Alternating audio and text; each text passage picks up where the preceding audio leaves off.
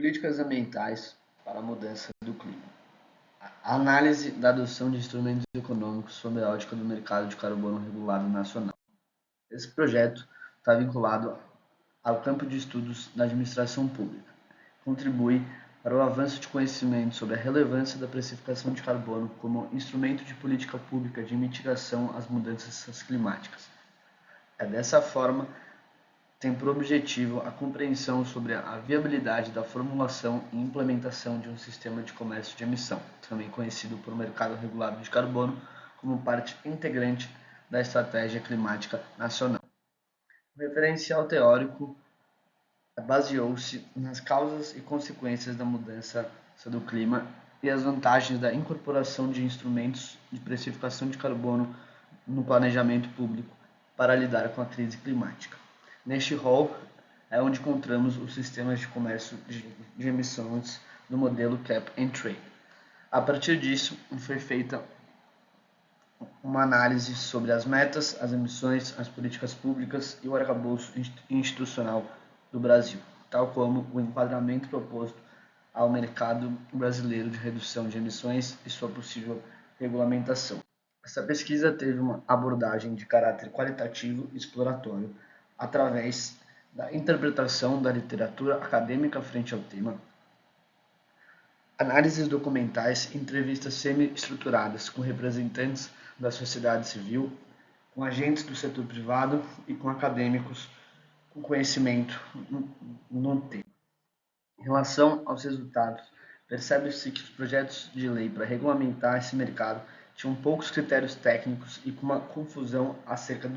do tema, mas mesmo assim, tanto regulados quanto reguladores compartilham da convicção sobre a necessidade de instituir um sistema Cap and Trade, e essa instituição deve ser feita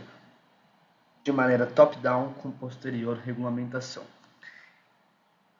Com relação à estruturação e operacionalização desse mercado, existe uma série de fatores que precisam ser incluídos, como o programa de monitoramento, relato e verificação, a definição de um teto de emissão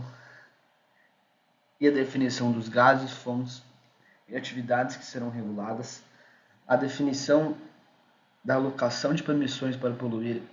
e suas metodologias, bem como mecanismos de flexibilidade, como crédito de carbono, mecanismos de estabilização de preço, mecanismos de penalização, ciclos de cumprimento e critérios para integração internacional e para reciclagem de receitas. Por fim, a gente também teve estudos setoriais de modelagem macroeconômicas para medir o impacto da regulação de instrumentos de precificação de carbono no Brasil, e os seus resultados favorecem a implementação de um mercado nacional, sendo o instrumento mais indicado para o Brasil alcançar competitividade econômica e viabilizar oportunidades de desenvolvimento, sendo a ferramenta mais eficiente e flexível para atingir metas climáticas. Dessa forma, percebe-se que variáveis e familiaridades institucionais, bem como realidades políticas, heranças culturais e estruturas burocráticas são parâmetros essenciais para a seleção de ferramentas à disposição da administração pública para lidar com a causa climática, dependendo-se de complexas dinâmicas entre as partes interessadas que inevitavelmente restringem ou incentivam a políticas de ação climática. Por isso, a construção de um sistema ela vai atender a uma relação de transversalidade e interoperabilidade com outras políticas públicas associadas à descarbonização de setores que não serão regulados pelo sistema nesse primeiro momento, como a agropecuária e a mudança do uso da terra. Isso significa que outras políticas precisam estar coordenadas com as disposições do sistema para que não haja contraposições,